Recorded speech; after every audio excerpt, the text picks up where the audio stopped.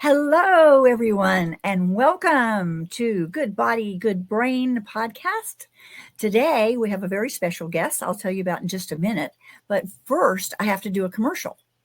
Our commercial is on May the 30th. Claire George, who's a healthy habits coach, is going to be with me on a LinkedIn Live. It'll be 12 noon Central Standard Time, and we'll be talking about how the gut and the microbiome in the gut impacts dementia.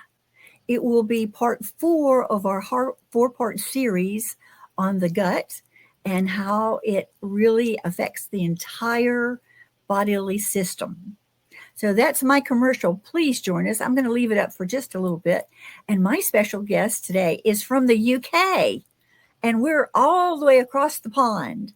And it is my friend, Einav Avni, and she is an emotional untangling coach, and her company is called Untangled Healing. Oh, I love that. Untangled Healing. It really is the essence of what you do, because you look at people's emotions and figure out how that impacts their physicality and vice versa. And so I know you've got some wonderful, wonderful stories, but I'm going to take this commercial down and then we're going to do something else. Here's the question of the day. What's the root cause of an emotional condition? So take it away. Tell us what you do, how you do it, and some of the outcomes have appeared in your practice. Thank you, Sally. Thank you so much for inviting me for the podcast. And I'm so excited to be here and speak and share some of the stuff that I do with your listeners. So where do I start, actually? I guess the first thing is just a small, the question of the day is really the emotional root cause of chronic conditions.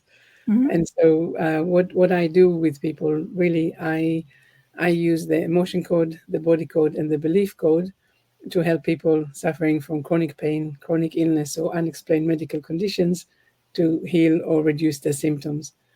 And I do this by kind of dividing it into 2 parts. So I have the energy healings that I just described. Mm-hmm. And this means that I get to connect with people and help them release blockages from the energy field. And the other thing that I do is in the conversation, and this is really about the emotional root cause, we work out where is it that they've moved away from the purpose, the meaning, the life that they were really, that they came here to live. And we are able to work out together where they're operating from fears and limitations, and how to then turn it around so that they find trust and empowerment and alignment. And this combination really means that people can release the symptoms and get back into this alignment that they didn't have for a while, at least. I love that. I love that. More recently, I've had some people who do different types of energetic, magnetic sort of healings. And also one of them calls himself a reality interventionist. So he looks at the story and how the story came to be, and then goes back to where the story began. And he himself healed himself from rheumatoid arthritis because his story was, I need to be sick so I'm not responsible for my family. And this was when he was around 18 years old. And an uncle came to him and asked him about what he was thinking about, what his fears were growing up. He said, well, I'm afraid that I'm going to have to care for my family because his father had died. His mother was frail. And he said to him, well, you have created the perfect way to not be responsible. You created an illness in your body that gives you so much pain that you can't get out of bed. And he felt like a thunderbolt went off in his head. And he started thinking about it. And 2 days later, the rheumatoid arthritis was gone. And now he's in his 40s and it's never come back. So yes, Well, it's like yeah, is miraculous, but yet our body is wired this way. And you exactly. have found a wonderful way to connect with the body and speak to the body and speak to the emotions and help people heal this way. Exactly. I truly and honestly believe that our whatever conditions that we are suffering from, as long as they are chronic and not acute, of course, Mm-hmm, it means that the body, subconscious mind, call it what you like, mm-hmm, is trying to say basically, I've tried to give you so many messages to try and get you on the right trajectory, and mm-hmm, you've ignored me. You've allowed stress and limitations and compromises to come in, and now the only thing I get to do, only thing I can do, is actually give you or produce this condition. And now mm-hmm, I basically make you pause and start reflecting on what is it that is going on in your life, maybe now or maybe when you were young. But it doesn't really matter when it happened. It just means mm-hmm, that you haven't processed it. You haven't understood the gift in whatever it is that you've been through. And when I say gift, some people get triggered, and mm-hmm, I know that, but I do mean it as a gift because we are spiritual beings in a human body. We are not meant to suffer. We are not meant mm-hmm, to be small and limited.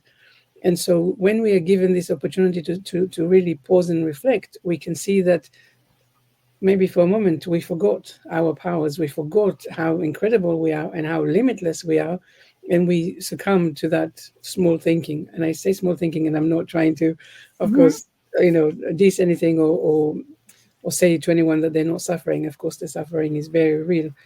But when you understand how you were behaving from fears and limitations, you now have the opportunity to say, okay, so what do I do differently?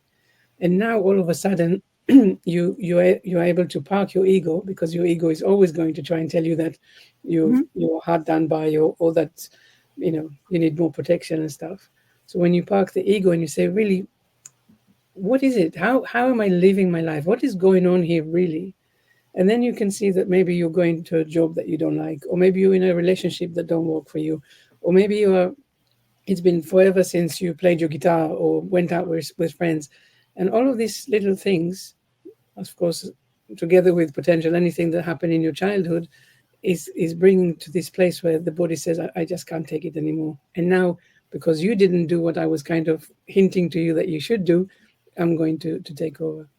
So when people are able to connect with the gift and see how they were and understand a little bit more about what the message is, then, like you said with your guest, conditions just fall away. They fall by the wayside, and you're able to pick up your life from where you really meant to live them, not from where you just did. I call it being stopped in your tracks. Mm, Um, our universe, whether we call it spiritual God, whatever our representation of that thing that's bigger than us, that has us here for a purpose. mm, Whenever we get those little messages, each one of them, I sort of think in my mind, get get a little bit stronger. Like it might start out like we get sick for maybe 3 or 4 days from the flu, and then we recover from it and we go right back to where we were, not eating properly, not exercising, not taking care of ourselves, et cetera, et cetera. And mm, then a little bit later something else comes up, and then finally whatever entity that says you're not listening has to take out the 2x4 and say, bam, you're stopping in your tracks until you either listen to what's going on and get out of it, or seek help from someone who is wise like you are. And when you were telling me about that experience, that internal experience of putting your ego aside and listening, and it is a gift. It's truly a gift. It's a gift of contrast, because we mm. use contrast to know what's working and what's not working.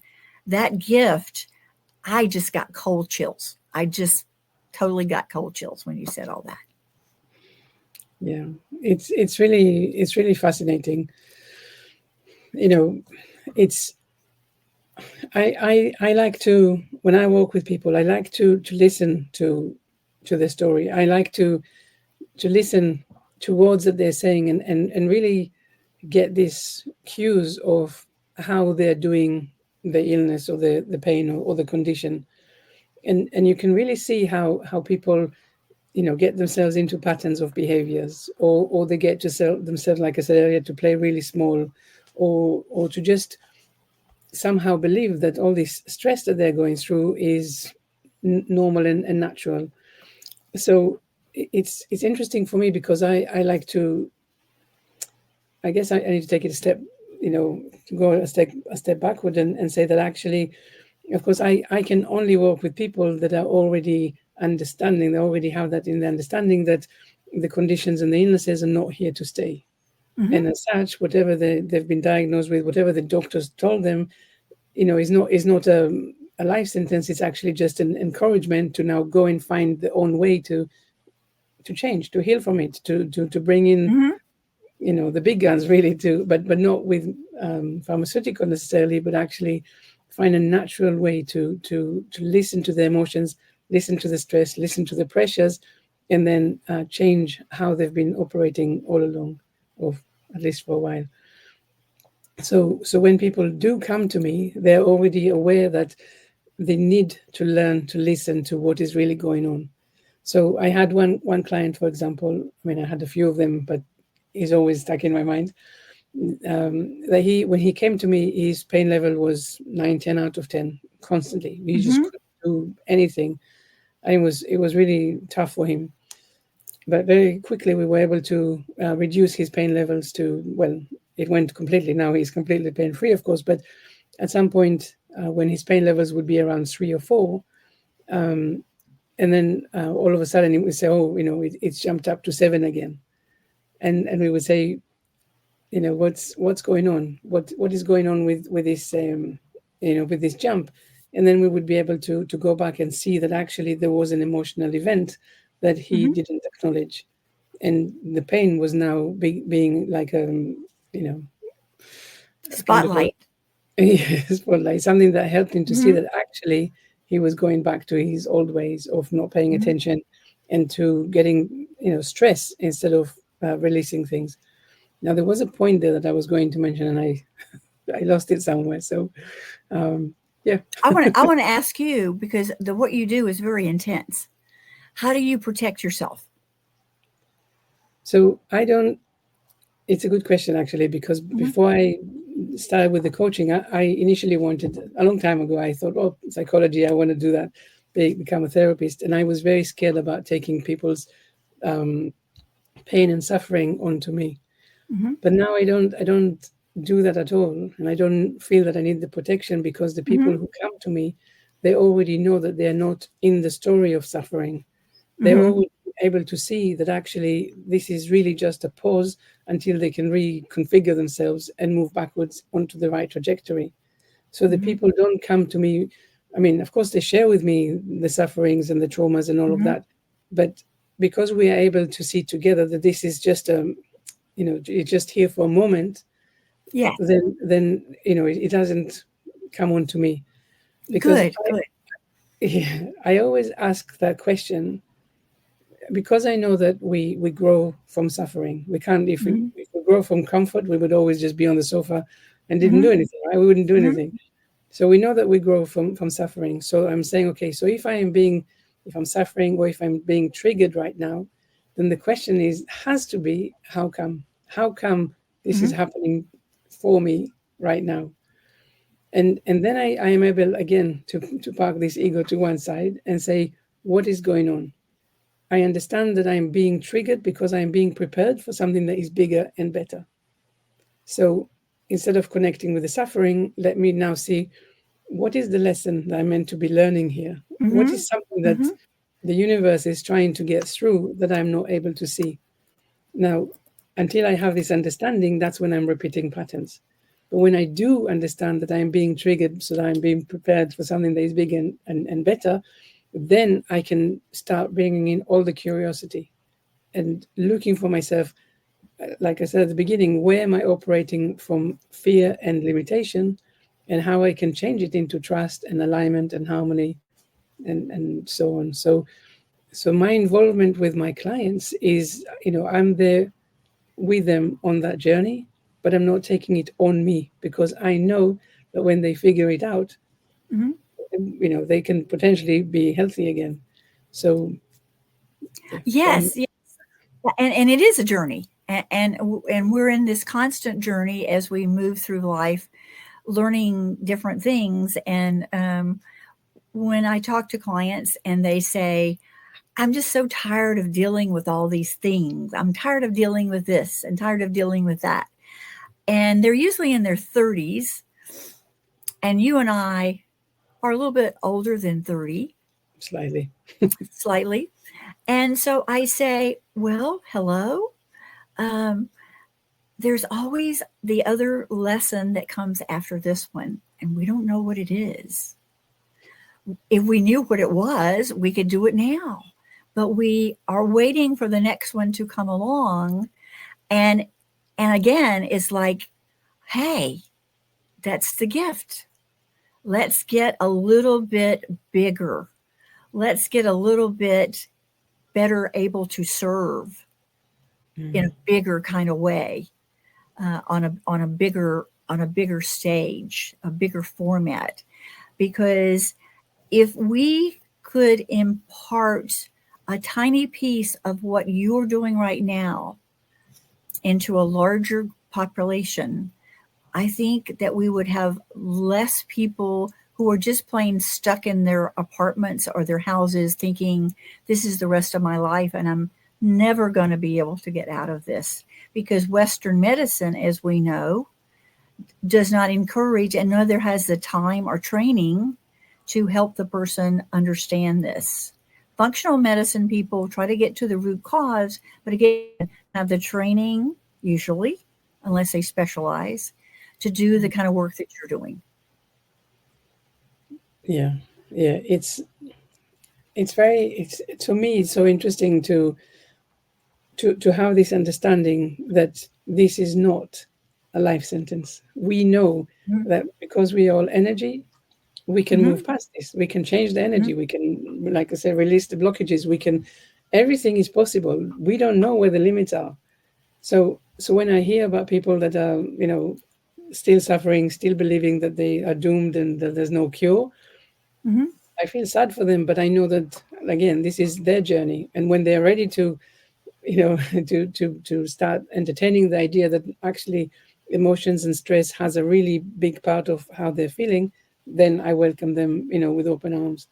But Yes, but it is really so interesting to understand that really you're going through whatever it is that you're going through because somewhere you were not listening, you were not being open up to noticing that you're listening to your negative voice, that you're listening to your fears and the limitations. And now this is your chance to actually say, do you know what? I don't want that anymore.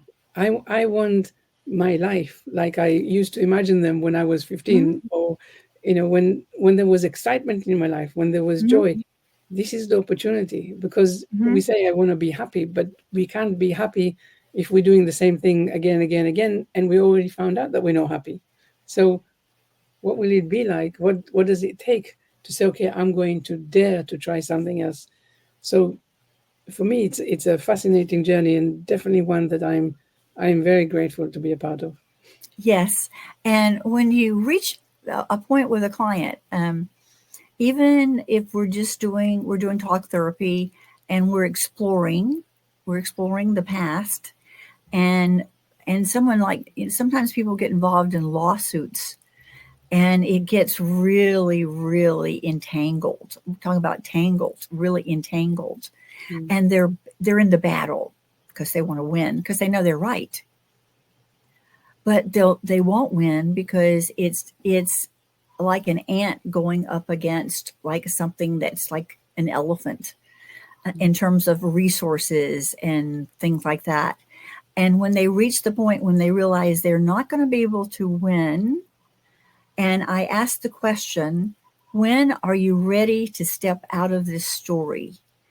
And they get this kind of like deer in the headlight kind of look. When are you ready to step out of this story and give up being right and move into where you really are destined to be, which is empowered, happy, purposeful, giving, taking care of your family, whatever it is, whatever it is. When are you willing to do that? And it's a different way of thinking, and most people don't think that way. They go, huh? No, but it's scary. It's the same thing like when are you Mm-hmm. going to stop smoking or when are you going to go on a diet or lose weight? It's the same thing. Right. Mm-hmm. The emotional effort that it takes to say, I'm going to knowingly do something different, it's Mm-hmm. scary. A lot of people Mm-hmm. really get stuck there. And it's only when they say, I can't take it anymore, that they're willing to consider, you know, a change. And when people come to Yes. me, they say, I've tried everything, nothing works, it's so expensive, I can't take it anymore. And still sometimes they, they kind of, they half believing that there's, that there is a chance that I can help them. But Mm-hmm. I want to say to them, there is not a chance that you're not going to get better when we work together, because we work on the two ways. On the first hand, we're going to release blockages from your unconscious mind, sorry, from your energy field. And then on the other side, I'm going to teach you how to get in touch with your unconscious mind. So basically, not listening to your fears and limitations, but listening to that voice that knows everything about you. That voice that has the blueprint of your best version, physically, mentally, emotionally, spiritually. So you have no chance to not get better, because as long as you are willing to participate in this journey, you will notice the change and you will feel empowered. You will ask yourself, why did I not do that, you know, years ago, basically. Yes. Yeah, I And call it's it your wonderful. internal guidance system, your IGS. You're going to Yes. listen to your internal guidance system. It can be called anything. I have a friend who calls hers like my internal business manager. That's going to tell me what I'm going to do with my marketing or whatever. But the answer is always there. But we are so far removed from the idea that it's there, Yeah. that we have all the capability all within, because we're always asking everyone else what to do. Yeah, this is one problem, is that we are always really very happy to listen to what other people are saying, not considering that actually we are listening to their fears speaking up. But that's the other thing, is that yes, we have a negative voice that is so active, and it tells us very realistic lies. So anything that we want to do, this voice comes up and says, "No, you're going to fail. It's not going to work out. You're going to spend all your money. You've tried everything already. If this was real cure, everyone would be healed." The negative voice tells you lies that are so wonderful and perfect that you forget that you have this internal system that, like you said, that tells you, "Hey, just trust me. Just take that first step." And I always say you can't go wrong, because if you listen to your unconscious mind, your internal guide, if you listen to that, you either get the best case scenario that you've always dreamed of, or you're going to get the best lesson that will get you to that best place that you want to get to. Either way, you're not losing out. You're just being guided. And yay, it's wonderful. Well, I'm going to bring a little neuroscience into this now, okay? Yeah, Because, that's my jam, neuroscience. yeah, Um, our brains like to protect us, and anything new is scary because the brain knows what's happening all the time, every day, whatever. And anytime we want to do anything new, the brain says, no, let's not do that. I don't know what might happen. I don't know yeah, if I can protect you. So I think part of the thing that we get a lot of negative voices from past. When we go back in time and we hear our mother, we hear our father, we hear our brother, we hear our sister, we hear a teacher, and that voice repeats itself, sometimes not even in a way that we can say, okay, I hear that voice, but the voice is still active. That mm, voice that says, oh, you're not the pretty one. Your sister's the pretty one. You're the smart one. And we say all these kinds of things to people, and the parents are not doing it because they're mean, or and sometimes they are mean parents. They're narcissistic, whatever's, yeah, and they're not in touch with their own selves, or their or what they're saying and how they're actually programming their person. So, um, latest stats are about 80% of all the voices that come in our head are negative. Yeah, yeah, And that's a scary thing. So yeah, I tell my clients, I said, look, those voices are like a big black bird. They're going to land on your head. You decide if they make a nest, because you can easily go shoo, cancel, that's not true. And sometimes as an exercise, I have them write down the actual negative voice, draw a mm, line, and then on the right side put evidence why that's not true. yes, exactly. Because they have to tell themselves why it's not true. And they Mm, can do that in the moment. But then the next time the black bird comes, they say a little bit quicker, hey, shoo, that's not true. Get yeah, away. exactly. I say the same thing. I say, how, can you be 100% sure that this horrible thing that I have in my mind is going to happen? And you can never be 100% sure. So if it's not 100% sure it's going to happen, why are you entertaining it for such a long time? Just don't. So yeah, it's Yeah. I to me, negative voice is, at the core of everything that is going wrong in our lives.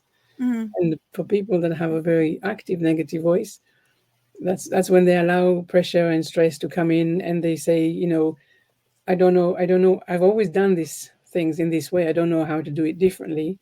And so even if they know that they're not in the place where they want to be, they're just so scared of trying something new, because again, based on past experiences, they obviously they haven't found the way to do things better. Mm-hmm. And so Do you start with a baby step? How do you get them started?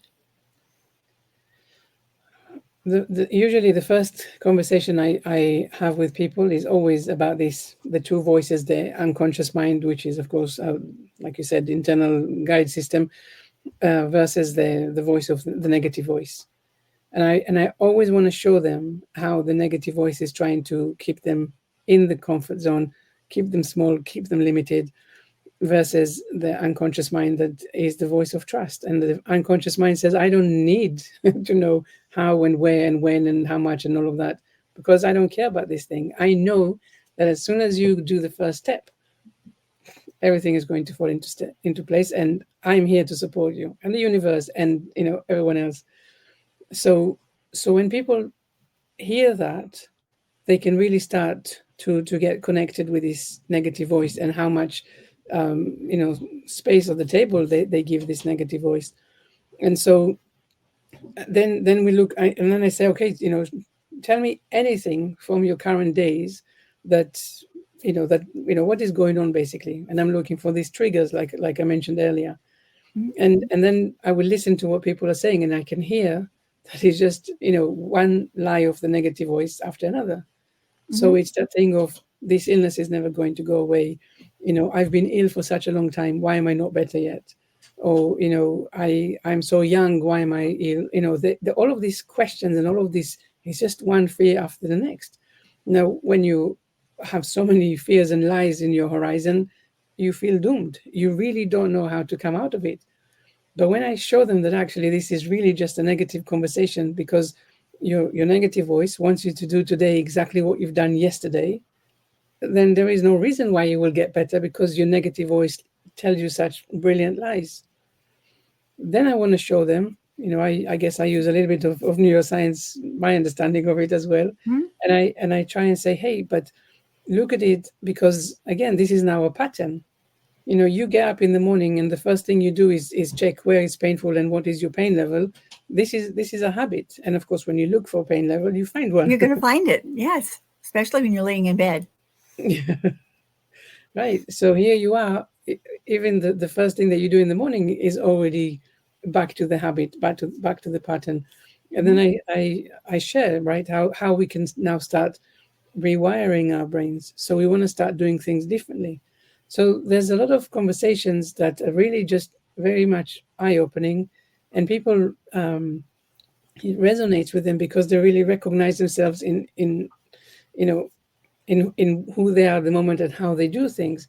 And when they hear that actually there is another way to do things that actually will still mean that they get to be themselves, but maybe get better in the process, then they get the hope. Then they get this excitement that actually I don't have to show up with stress and fears all the time. I can see that there is a bigger picture and there is a bigger reason. Like I said earlier, there is a reason why this is happening right now.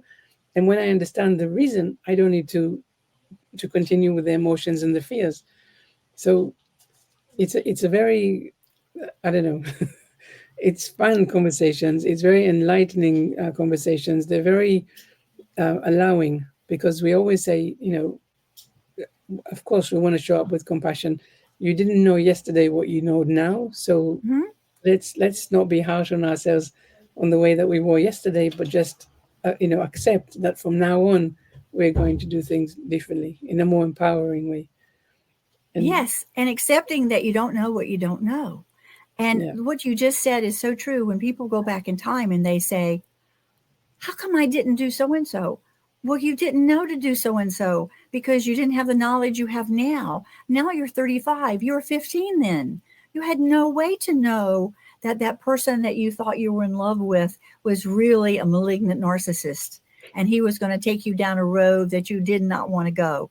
You didn't know. You had no red flag ability. You couldn't do it. And when you brought up like talking about first thing in the morning, um, I broke my hip. Actually, it was a horse accident. I got knocked over in the pasture, and it was quite painful. I snapped the top of the ball of my hip off, mm, and I was in the pasture for a while. But that's another story. mm, So after I got through surgery and got back home, I broke my left hip, and I loved lying on my left side. And so now I could no longer do that. So I had to sleep on my back in a recliner. And so I would get to the point where I would be in this wonderful, like really great sleep. And then I would move, like where I would feel the pinch mm, of the titanium thing that's now in my femur. And I would say, oh, whoops. But in my mind, I was always looking for the sweet spot. That's what I called it. The first thing in the morning, I'd be looking for the sweet spot where I could feel like, oh, I'm feeling so much better. Things are getting better. I'm mm, healing. I could walk. I could walk with a walker. I mm, was living by myself, so I had to be careful. I had people coming in to do exercises with me. But I think concentrating on the sweet spot instead of the pain um, got me out and about and healed so much faster than if I had concentrated on the pain. yeah, yeah. But a lot of people don't even recognize that there is that possibility of finding, where how am I feeling better, or what is the positive change. And it reminds me, actually, when I, after a session that I work with my clients, a couple of days later I get in touch, and I always say, how are you? Mm-hmm. How are you since the last session, and also what are the positive changes that you're noticing since we last worked together. And it's really funny. Some people are like, I try really hard and I can't find anything positive, and that's fine, Mm-hmm. because I also usually ask it 2 days after, not at the end of the processing days. Um, but the reason why I'm asking about the positive changes is because sometimes you can have something quite major Mm-hmm. disappear already, and because it's disappeared, you completely forget about it. And so when I say what are the positive changes, I'm getting them to get back and appreciate the journey. Mm-hmm. When the people say I'm not feeling anything yet, then of course I know that they are again in a rush, right? It's like, it's okay. things will It's always okay. things will fall into place whenever they need to. So I yeah. think also just asking the question about the positive change puts it in the mix of a reframe that there is that possibility coming up. And it sort of gets them to sort of maybe do a little shift about what they're looking at. Now, True. here's a question that maybe no one's ever asked you. Can you teach someone to do what you do? I always say that I'm very happy to teach what I do, but it's someone else's method mostly. So I don't think he will be Mm-hmm. very happy with me Mm-hmm. teaching it. But Mm-hmm. what I do is I don't know anyone else that does that. So the Mhm. emotion code, the body code, and the belief code, this Mhm. has been invented by Dr. Bradley Nelson. He's Yeah. Mhm. operating as Discover Healing, and Mhm. he's phenomenal. And that's what I'm saying. He probably won't be happy if I was teaching his stuff. Mhm. But I take these codes and I bring my speciality, which is my what I call alignment coaching. Mhm. And this, I guess I should be able to teach it to other people. There is a lot of in the work that I do is a lot of intuition because I want Mhm. to Mhm. listen to what people are saying and hear where the blockages are. What is the thing that they really believe that they can or cannot do, and that's the thing that I use to, yeah, reframe. I guess is a good word. I say to people, because my question, and that is a question that I always ask, how come this is happening right now, Mhm. has to mean that this is your invitation to say this is happening for me and not Mhm. for me. Mhm. And when I look at it as it happening for me, and I'm not a victim and I'm not in the story, I can really push myself forward into my next levels. And so it's, yes, some things happen to people, they're horrendous things. And when I say, what, again, what is the gift and all of that, people can get, you know, they can, well, there's a lot of emotion in all of that. But I want to tell them that when they understand the reason how come this is happening for you right now, then the emotions that they had attached to this event will go away, because then the event will be there because we can't change the past. But Mhm. when we understand why it had to happen, then we don't have the same emotion. Just like you said earlier, imagine that you were going out with someone and they broke up with you, and it was terrible, but you took your time and now you've recovered. And then later on, you understood, you knew or you heard that this person is really a narcissist, Mhm. and it was terrible. And then you can look at it and you say, why did it need to happen? Because it's not in my trajectory to be subjected to all of these kind of terrible things. But I can, I had to do the work and I'm stronger now. And it needed to happen so that I could go through this separation more easily. And now the pain of the separation, or the rejection or whatever it was is not important anymore, because you can see that you needed to learn from it and grow and be bigger and better. So when we understand why things had to happen, we're able to accept that this thing that happened was really a signpost, a gift. Yeah, signpost is a good one. Yes. Yes. And I'm wondering because my friend that does the energetic healing, he does them in a large group, but he does it with one person at a time. And his premise is, even though I'm working with just you, whatever I'm doing with just you is also happening to everyone who's in the space. Mm. So have you ever tried to do this with like a more than one person? Well, in the emotion code, which is the one thing that potentially you could have done in a group, um, I work with people sometimes in a group, and yes, I also do it one person at Mhm. a time. But the other people in the group, they might resonate with the emotion that I'm clearing as well, and then they will Mhm. release it. And so it is Mhm. possible that more than one person feel the release of emotions. But I won't be able to do, for example, let me release emotions from the whole room, Mhm. as sometimes Sure. I know that they do with other things. But I also know that when you do work with peers, when there's peer pressure, I guess, Mhm. you get results that are very, much more interesting. People feel transformation much faster than maybe when they work on you one on one, with you one on Yeah. one. When they're in a community that's trusting, Yeah, you yeah, have to have a level of trust within the community. yeah, yeah. Yeah, and you certainly have all the skills with empathy and compassion of knowing how to bring people to a place where they can say, "Oh, yeah, I'm not in alignment. How do I get back to that joy and ease that I had at a certain time? Or is it possible? Can I ever feel that wonderful feeling again, and you have seen it over and over and over so many times, you have so much confidence and so much trust that yes, yes, you can do this thing. You can do it. Yeah. And I think the belief is so powerful in terms of pushing or opening or trusting. So many things happen when the belief actually starts to match what you want to happen. Yeah. It's quite amazing. Exactly. Exactly. And sometimes I have some people. It doesn't happen very often, but it's always interesting when it does. Hmm. And there would be someone that says, it doesn't matter what we do. I'm not healing. I'm not getting better. And for me, it's very interesting, because all it means is that you believe that you've now realigned yourself, but your subconscious mind or your unconscious mind knows that you haven't. And Hmm. your unconscious mind will not allow you to move forward until you've corrected what it is that you were meant to correct.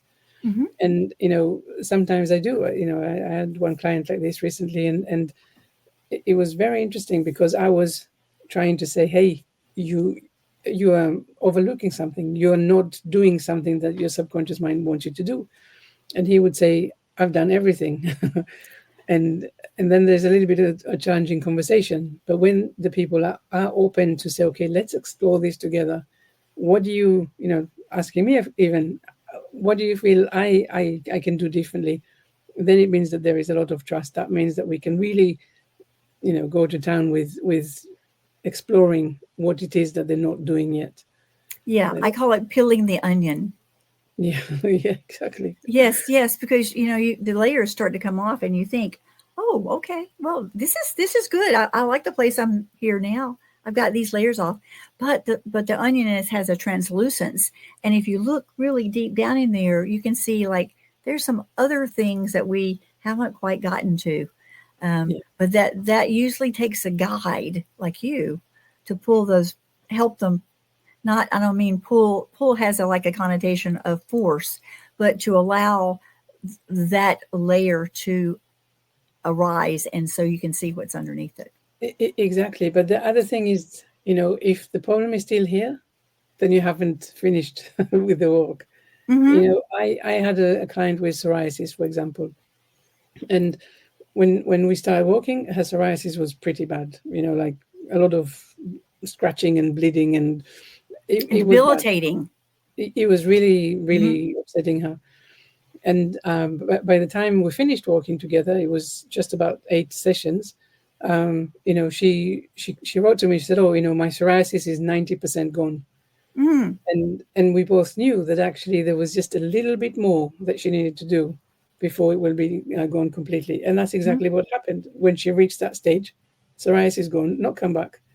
So it's really also about a person's allowance, allowing for things to happen, for the healing to happen, and trust that when they get there, they will be able to walk out, to rebuild their self-image as a healthy person, and let go of the self-image as an ill person, or sick person, or someone with conditions and stuff. Because it takes courage. It takes courage to say, I am headed into this someone, self-image that I don't have yet. And I Mm-hmm. need to trust that I will be okay, that I will still be me, that, I can definitely sympathize with this, pull push of the healing journey.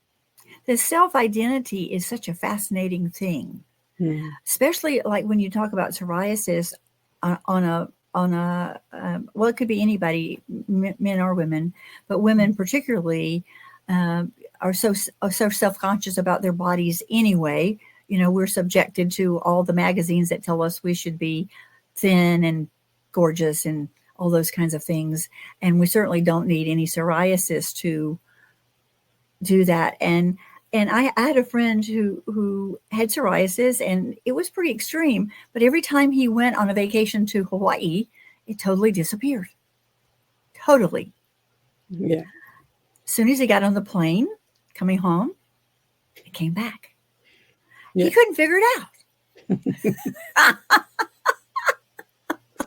That's what they say, right? It's hidden in plain sight. Yeah. Hidden in plain sight. Now, how can people get in touch with you? Because I would imagine a lot of people listening to this, there's going to be the group who's going to say, "Oh, this is so woo woo." There's going to be that group. There's going to be the group who's going to say, "Hey, I've tried a lot of stuff and it hasn't worked. So I'm Mhm. willing to give this a shot." And then there's that other group that says, "Hey, I am ready to let go of this story and move on." Mhm. How are the people going to contact you? What would be the best way? The best way is on my website, Untangled Healing. That's it has all the information, all the invitations for chats, invitation for discovery calls, and all of that. Mm-hmm. Um, but you know, with all the work that I do and all the people that I've helped, on their journey and stuff, I I sometimes think that the conversation that we are having, they're more empowering, they're more important even sometimes than the energy healing. So that combination of, on the one hand, yes, we will clear everything from your energy field so Mm-hmm. that you can feel differently. But then I'm going to teach you how to not get back into that place. So you Mm-hmm. never have to feel this way again. And so I really do believe that, if someone thinks who and all of that, let's have a chat. I'll show you that there's nothing who about it. It's just about learning to think differently, to approach things differently, to process your emotions, to let go of the stress and all of that. It is a really very fun and very rewarding journey. It's like an adventure. It's a concrete kind of adventure because you're going to ask concrete questions that are going to come up with concrete answers. And Mm. it may, if the person hasn't thought about when they were 11 and they fell off the horse and people laughed at them, and that has affected something about the way they show up today. Um, that's a concrete event that did happen, and they did make a judgment about themselves. And all these are concrete events. We're not making things up. Um, we can equally interpret events as good, bad, or neutral, Yeah, and that's why when we have all those stories about witness testimonies, if you interview three witnesses, they have three different stories about what happened, and yeah, they're really, really pretty unreliable because their story makes that story. exactly. Um, And that's yeah. what I was saying earlier. When you ask someone else's for their advice, Mhm. their advice comes from their fears and their own limitations. So please don't listen to other people's advice in this way. Just, you know, work Well, out this, your own. Yeah, yes, yes, yes. And this has been such a wonderful conversation. I want to ask you if there's one nugget you could leave with someone who's sort of thinking about, yes, I really need to do this. I'm like fed up with being fed up. Um, is there one nugget you could say to get them started on this journey besides, get on the computer and go on your website, and they're listening to us? What would be yeah. one thing you could tell them? I guess that question of, how come this is happening for you right now, right? How come you're now listening to this conversation? It is because you're probably ready to make that change.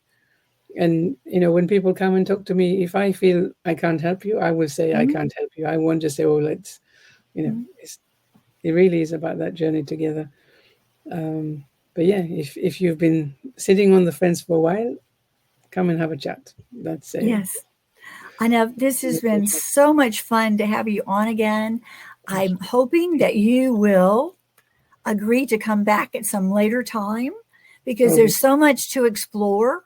And I think just people hearing you talk about the possibilities of healing Mm. starts to open up their mind, their emotions, a conversation. Like, I heard somebody say this and I'm not sure, but I'm going to do a little exploration. Thank you so, so much for being with us today. And I'm hoping that all the listeners will also look at the commercial that I have to end with here because it's important too. that we're going to have a seminar on how the gut microbiome affects dementia and how you can use lifestyle changing that will both help you emotionally and physically in so many ways. It's a LinkedIn Live event, May the 30th at noons Central Standard Time, and I hope that you will join us then. And again, Avni, thank you so much for being with me. You're a lovely, lovely human being, and many blessings on you for the work that you do. Thank you. Thank you. Thank you so Thank much. you. Thank you.